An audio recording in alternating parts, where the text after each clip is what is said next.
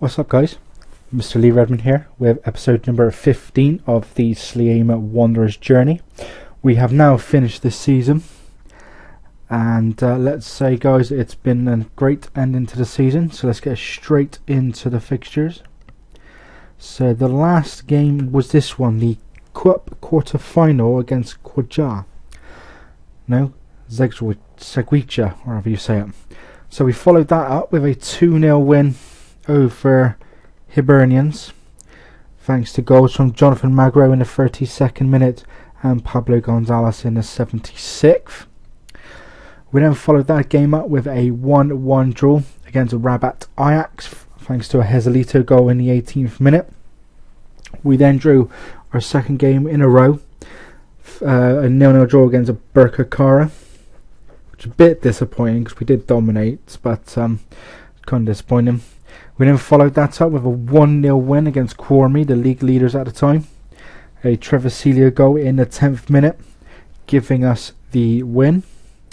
We then drew 0-0 at Vitarosa Stars, which is really disappointing again, but it was nice to get through the game. We then beat Macaba 3-0, thanks to Steve Tubon goal in the 25th minute. Then another goal from Steve 11 minutes later, 5 minutes before half time, and then Lucas Pisana 5 minutes after half time puts us 3-0 up. We unfortunately lost the one and only game of this section against rivals Valletta. Unfortunately, a Pablo Gonzalez goal in the 42nd minute wasn't enough. Valletta managed to nick a winner 9 minutes from time through a controversial penalty. We then played the Cup semi-final against Rabat Ajax, winning 3-1. We were a goal down at half-time, so I went attacking in the second half and it paid off. Trevor Celia in the 59th minute, Stanley Hawachu in the 71st minute, and then Joselito in the 72nd minute put us into the very first final for us in this series. We then followed that up with a very important 4-1 win at home to Dingley Swallows. Stanley Hawacho scored for us in the 38th minute. Matthew Mendy then doubled the tally for us in the 40th minute. We went in half-time 2-1 up, I believe it was. We then had a Hawacho penalty 5 minutes after half-time, and a Joselito goal in the 78th minute gave us the 4-1 win, and more importantly, put us top. We then had Mosta away from home to win 3-2. We had Joselito to thank with 2 goals in the 26th minute and then again in the 33rd minute. And then Stanley Hawacho ran it off the goal scoring for us in the 48th minute and wrapped up a 3-2 win and put us another step towards winning the title. At this point, it was Vitarosa and Berkakara that were the only ones that could catch us.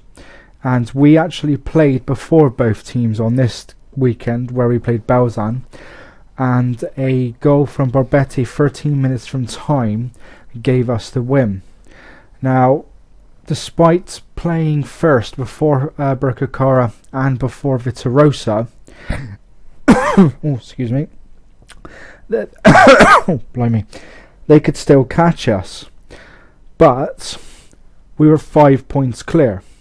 So the only way was it 5? Yeah, it's 5 clear of Vitarosa and 6 clear of Berkakara, I believe it was. So the only way we could win the titles after these two games, that game, was for them to fail to win. Now Vitarosa actually they drew, so I was able to pick up the guaranteed second place. Berkakara then were playing Valletta, and the only way I could win there was for Berkakara to fail to win.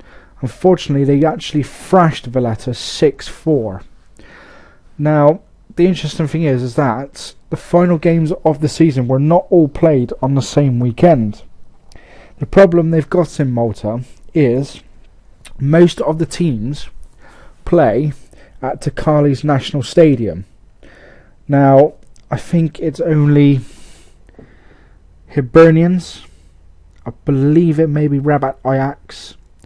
And there is one other, but I'm not too sure who it is, have their own grounds. So it's not Belzan. As you see, Rabat Ajax play at the Centenary Stadium. And I do believe it's actually Hibernians, if I can find the away game against Hibernians there. I know they do play Takali, or is it Birkirkara? I don't actually know. But there are other teams that have their own grounds, but there's not very many. And because of that, not very many teams can play at the same weekend. I think the most we've had so far is 3 games. Now, because of this, Birkirkara had to play their final game of the season first. And they had to win to have any chance of knocking me off the top. Going into that game, even if they'd won, I still would have had a good chance, because I had, before the final game was played, Birkirkara's goal difference was +8, mine was +21. And luckily, Birkirkara either drew or lost the final game, so they gave me the title before I even played. And as you can see, it wouldn't have mattered anyway, as I beat Naxar Lions 3-1. Tabone in the first minute and Hawacha in the third minute put us 2-0 up going into half time. Joselito, the minute before the hour mark, got the third and bagged us the first title of this series. If that was good enough, we went one better. As you can see, we did the double. We beat Birkirkara 3-0 in the cup. It was 0-0 at half time. However, we were all over Birkirkara, and it eventually paid off, as Tabone in the 61st minute, and then again in the 73rd, and Hawachu 1 minute into added on time gave us a 3-0 win and gave us the double and the only trophy we had not won in the series, which was the Maltese Cup. So with that win, we were obviously guaranteed Europe, but because we won the league, we're in the Champions League, guys. Get the fuck in is all I can say. And especially with the performance we put into Europe this season, I doubt it will happen, but we should at least have an improvement on our coefficient rankings. I still don't expect us to be ranked in this section, but I'm still very pleased to be in the Champions League. It would have been interesting in the Europa League to see if I maybe would have been seeded in the first round. But getting into Europe, and not more importantly the Champions League, has helped massively and will help financial wise. So let's have a look at some player stats. So as you can see, average ratings, John Magro is 7.53. Joselito was the Golden Boot winner with 21 goals. Trevor Celia was joint 4th in the assists with 10. And that was pretty much it. But I have to say, guys, absolutely buzzing after that. We won the league by 4 points. Valletta finished 7th and failed to qualify for Europe. They were actually very close to getting relegated, to be fair, because they were struggling at one point. As you can see, Birkirkara lost to Dingley Swallows 2-0. And that was the game that gave us the title. Because Vitarosa drew with Quarma there. And that's the Birkirkara score that stopped us. And then they lost 2-0 home to Dingley to give us the title, as you can see there. So the game started around here. I think it's that one or that one, can't remember.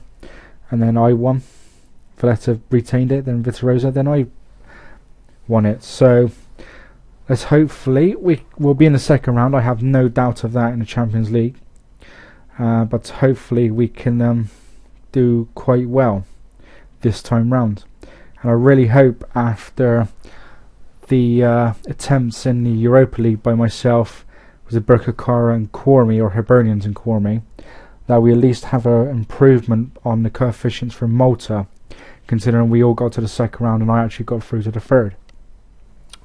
So let's have a look at some other stuff. Let's have a look at the finances. So we've got $500,000 in the bank, and we're actually expecting to stay that way. There's a possibility we could go over 1 million once we've played the Champions League game, and who knows what we could do in that. We can have a look at Champions League and Europa League, but they're at the semi-final stages. Oh no, they're at the final stages. Oh yes, 1st of May. So we got Juventus against Real Madrid in the Champions League, and in the Europa League it's Arsenal and Napoli. So we can see if Arsenal can avenge their defeat to Tottenham last year. What else is there? What can we have a look at? World Cup, I believe qualifying has started in all all confederation continents is what I was looking for. I find it quite interesting looking at like the really rubbish areas. So this is the very first qualifying round for Africa. So you got the likes of Ethiopia, Botswana, Mauritius, Tanzania, Seychelles.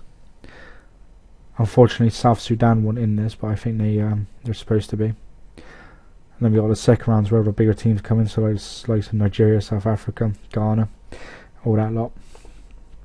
And then in Asia, they're pretty much in the final stages already in Asia, to be honest. So there's some interesting teams there. Afghanistan losing to Turkmenistan on away goals, unfortunately for them. And Guam beat Chinese Taipei. Guam are one of the worst teams on here, one of the worst nations anyway. East Timor, well, so are they. Oops, wrong one. So let's just have a look at the final stages there. So see, they've only got a couple of games to go before they completely finish. And you got South Korea pretty much guaranteed, if not already there. Yep, they're already there. Japan's already there. What the hell happened to Australia? Tajikistan. Where the hell is Australia? Did they? Oh my god, they actually seriously failed to qualify. Japan and Iran. That's actually really shocking to see. But then again, with it being a couple of years into the game, quite interesting to see what countries and all that are struggling this time round. So we then got North America, or CONCACAF. So guys, the British Virgin Islands, US Virgin Islands, Montserrat, the worst team in this section. And then the second phase. So that wasn't too bad. And then we got the third phase. USA made it as usual. The hexagonal, I think is how it's called. We've got Mexico, USA, Canada. Mexico and US should pretty much qualify every time. So let's have a look at Oceania. No surprise to see New Zealand pretty much got 100%, well, unbeaten record is what I was looking for. South America. So Uruguay, Chile, Argentina, Brazil, 5th. That's interesting. 5 games to go. And then the more important one, Europe. So how the Faroe Islands in 4th? Wow, okay. Bulgaria bottom. England 5 out of 5 as per usual. Let's just see how they've gone in their games. So they beat Israel 2-0. They beat Iceland 3-1, Moldova 3-0, Andorra 4-0. Beat Israel 2-1. Not actually played Sweden yet, so that's probably why they've got maximum points. So that's not too bad. Oops, wrong one. So let's have a quick look at the World Cup and see, apart from those two, who else has qualified. So it's just Russia, South Korea and Japan. Not too sure if I showed you this previously, but let's have a look at the Euros from last time out. So from 2016. How in the fudge did Switzerland make to the final? How's that possible? So let's get straight to this. Is also the first one. Oh, that's 2020. Nope, ignore me. So this is actually the one where it's 24 teams. So let's see how Armenia made it. That shows what it's like. So England had Slovakia, Serbia and Bosnia, and lost 2-1 to Bosnia in the first game. They then... What? Croatia beat Spain 5-2. Okay, that's normal. They then beat Serbia 3-0 thanks to Walcott and Danny Welbeck double. So they'd have to beat Slovakia to qualify, which they do 2-0.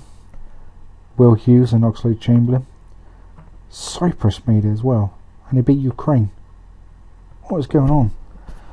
And they actually made it through to the second round. How in the world did they make it through to the second round? Who did they beat? In the group, Holland and the Ukraine. A group with Germany, Holland and the Ukraine, and they are the one of the ones that qualified. And they've only won one World Cup qualifier, and that was against Malta. Wow. Okay, so let's just carry on, see how England got on. So they beat France in the second round. Pretty normal. Quarterfinals, they went out to Switzerland. So the semis were Spain, Italy, Croatia, Switzerland. As you do. So it's weird. No qualifying taking place yet. However, the draw is to be made February of 2018. So Slovenia beat Portugal. Montenegro beat Norway somehow, and Poland smashed Iceland. Random crap. But yeah, that's it for this episode, guys.